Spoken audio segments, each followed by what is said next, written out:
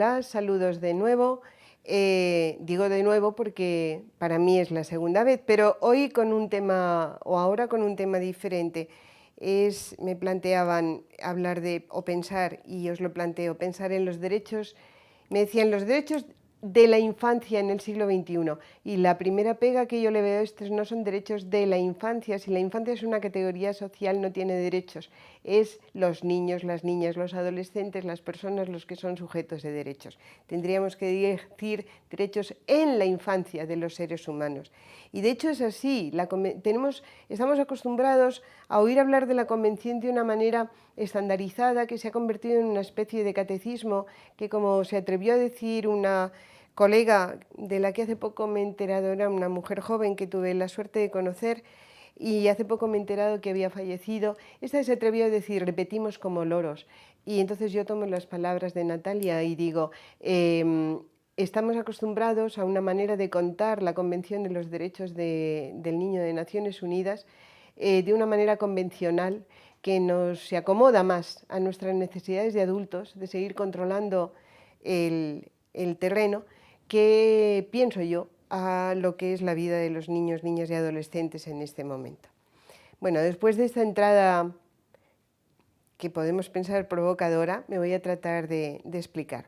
No solo yo, hay algunos que consideramos que los derechos de los niños, como el resto de los derechos humanos, no están inscritos en piedra, son derechos en construcción, y que los derechos de los niños necesitan que estos los hagan suyos, que verdaderamente no sean lo que se les otorga, sino lo que ellos consideren que son sus derechos. Consideramos también los que tenemos esta línea de pensamiento que lo que hay que tener claro es que los derechos de los niños son derechos humanos y que realmente eso de que la Convención por primera vez reconoció sujetos a los niños se puede poner como mínimo en duda. La Convención de los niños y las niñas y los adolescentes, mientras que la Declaración de Derechos Humanos no dijo todos menos estos, no dijo nada de eso, están incluidos en la Declaración de Derechos Humanos. Y es que en realidad, si lees la Convención lo que dice es que los Estados están obligados a hacer cumplir los derechos humanos cuando somos niños.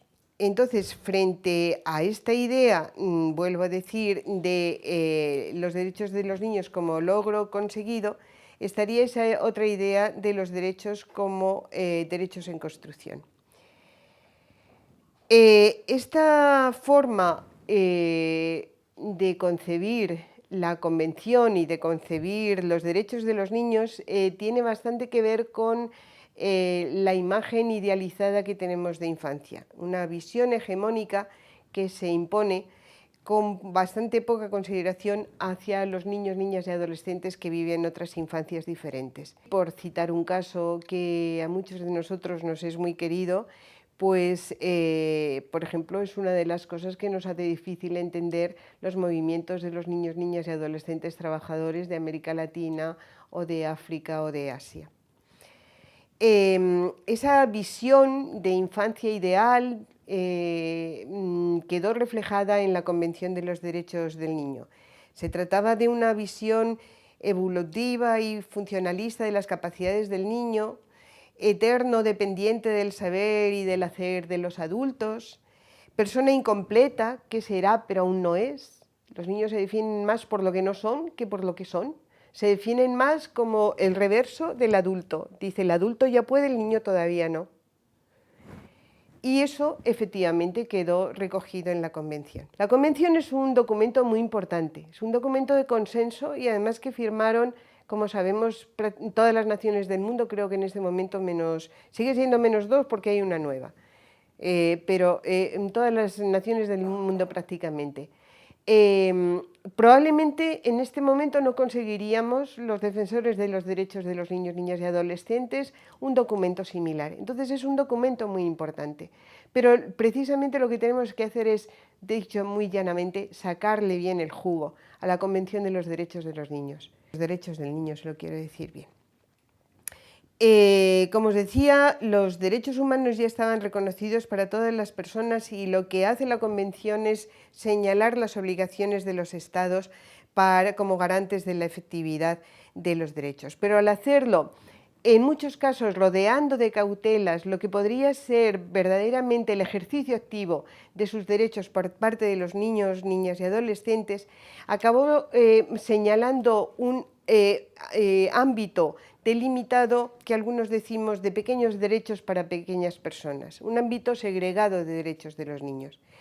En este momento hay algunos que estamos defendiendo que esa manera de concebir la Convención y de contar los derechos de los niños con las famosas 3 Ps, protección, provisión y participación, ha cumplido su papel. Ha cumplido su papel. Si queremos hablar de derechos de los niños, hay que hablar de derechos humanos aplicados a los niños, de obligaciones de los Estados para el cumplimiento de los derechos de las personas, de los seres humanos, cuando somos menores de una edad que se ha colocado arbitrariamente en un techo.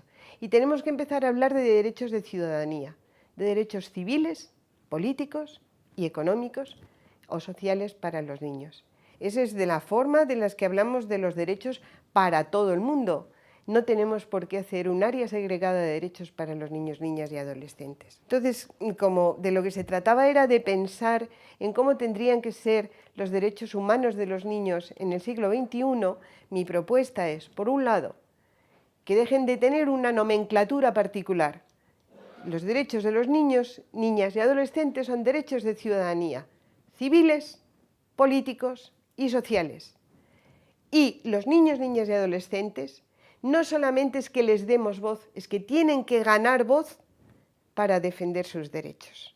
Y los adultos tenemos que aprender a ceder poder para que ellos puedan ejercer sus derechos. Y eso no es diferente ni es una concesión para los niños, es una de las exigencias que los diferentes colectivos sociales, que las diferentes minorías han ido unas consiguiendo, por ejemplo, en el caso de las mujeres y otras luchan por ellos, por ejemplo, en el caso del LGTBI, luchan por que realmente la igualdad de todos los seres humanos. Entonces, para pensar hacia dónde caminar con los derechos de los niños en el siglo XXI, repito, aunque me ponga pesada, derechos de ciudadanía, pero además pensemos en lo que desde el principio se criticó de la Convención. Por ejemplo, en lo que he venido insistiendo, que señalan un modelo de infancia que se suele europeo occidental. Se dice que es un modelo eurocentrista y eso hace difícil comprender realidades de las formas de vivir la infancia de niños de otros lugares. Se destacó también desde el principio que los derechos de protección, derechos pasivos, priman sobre los derechos de acción en la Convención de los Derechos del Niño, entendida como obligaciones de los Estados también. Hay una simetría con los adultos. Realmente el juego de ciudadanía es un juego de dar y recibir y a los niños se les ha señalado solo como receptores. Tenemos que efectivamente acostumbrarnos a que los niños tengan responsabilidad y sean dadores también.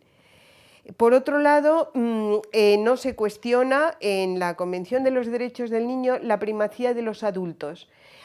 Cuando se dice sin discriminaciones por motivo de, falta por motivo de edad. Y efectivamente en este momento los niños son discriminados por su edad a lo largo y ancho del mundo. Y bueno, volvería al tema del voto. ¿Por qué quitarle la posibilidad de votar a los niños? Ya votarán si quieren y si no, ¿por qué si no les vas a obligar, les vas a dejar? Bueno, esta es la manía del voto. Otra cosa que se ha achacado desde el principio a la Convención es que no toma en cuenta las distintas estructuras sociales y contextos culturales donde se desarrolla la vida de los niños. Y, por último, también que en cuanto a los derechos sociales, pero aquí nos meteríamos en otra discusión, siempre pasa que los derechos civiles y políticos se consideran de una manera y los derechos sociales que cuestan dinero se consideran de otra. Y ahí también la Convención es muy reticente y muy remolona a la hora de señalar las obligaciones de los Estados y les ofrece un papel subsidiario con respecto a las familias en la posibilidad de tener beneficios para los niños. Incluso en este plano hay unos colegas también, sociólogos podéis decir locuelos a lo largo del mundo que tienen una argumentación a favor del trabajo de los niños trabajadores. Dicen, si ni la familia ni el Estado es capaz de proporcionar a esos niños medios para la subsistencia, ellos tienen el derecho humano de buscárselo. Os lo dejo ahí, pensad en ello. A mí me gusta dejar ideas y que luego se piense sobre ellas, pero para terminar hoy quisiera solamente terminar con que os quedarais con dos cosas. La de que yo pienso que en el siglo XXI, para avanzar en los derechos humanos de todas las personas, incluidas las que ahora son niñas, niños y adolescentes, deberíamos hacer esfuerzo por insertar el discurso de los derechos de los niños en el discurso de los derechos humanos en general, y el debate sobre la ciudadanía de los niños en el debate universal sobre la ciudadanía de todos los seres humanos.